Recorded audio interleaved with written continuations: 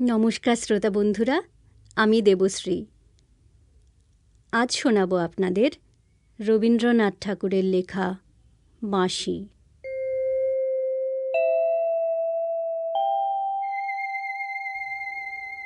কিনু গোয়ালার গলি।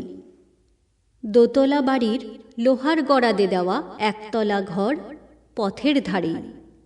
লোনা ধরা দেওয়ালেতে মাঝে মাঝে ধসে গেছে বালি, মাঝে মাঝে শ্যাঁতা পড়া দাগ। মার্কিন থানের মার্কা একখানা ছবি সিদ্ধিদাতা গণেশের দরজার পরে আঁটা।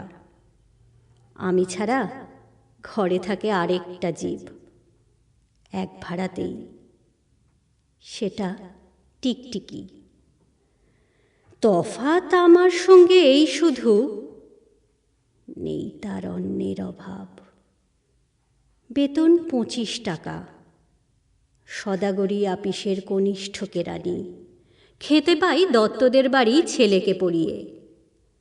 শেয়ালদা স্টেশনে যাই, সন্ধেটা কাটিয়ে আসি।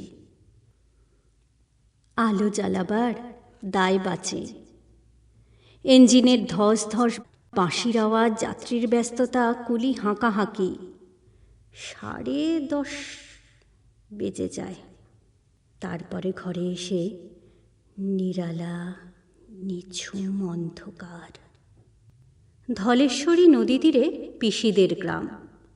তার দেওরের মেয়ে অভাগার সাথে তার বিবাহের ছিল ঠিকঠাক। লগ্ন শুভ, নিশ্চিত প্রমাণ পাওয়া গেল।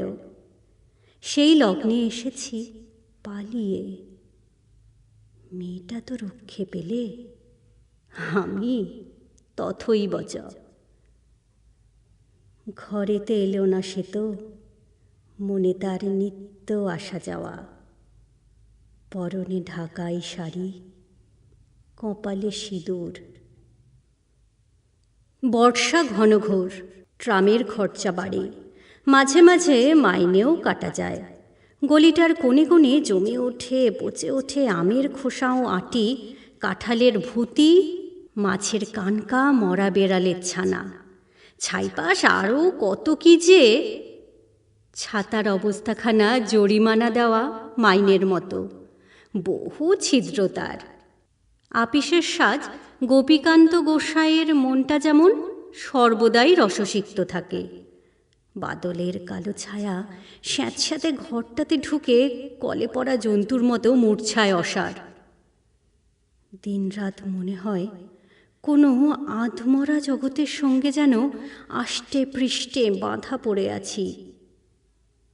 গলির মোড়েই থাকে কান্তবাবু, যত্নে পাঠ করা, লম্বা চুল, বড় বড় চোখ, শৌখিন মেজাজ। কর্নেট বাজানো তার শখ। মাঝে মাঝে সুর জেগে ওঠে এ গলির বীভৎস বাতাসে। কখনো গভীর রাতে, ভোরবেলা আধো অন্ধকারে, কখনো বৈকালে ঝিকিমিকি আলোয় ছায়ায়। হঠাৎ সন্ধ্যায় সিন্ধু বারোয়ায় লাগে তান। সমস্ত আকাশে বাজে অনাদিকালের বিরহ বেদনা। তখনই মুহূর্তে ধরা পড়ে এ গলিটা ঘোর মিছে, দুর্বিষহ মাতালের প্রলাপের মতো। হঠাৎ খবর পাই মনে, আকবর বাদশার সঙ্গে হরিপদ কেরানির কোনো ভেদ নেই।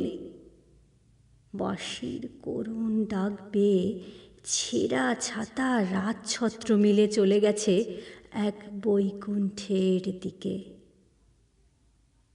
এই গান যেখানে সত্য, অনন্ত গোধূলি লগ্নে সেইখানে বহি চলে ধলেশ্বরী।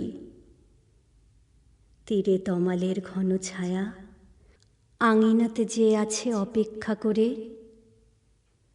তার পরনে ঢাকাই শাড়ি, কপালে সিঁদুর।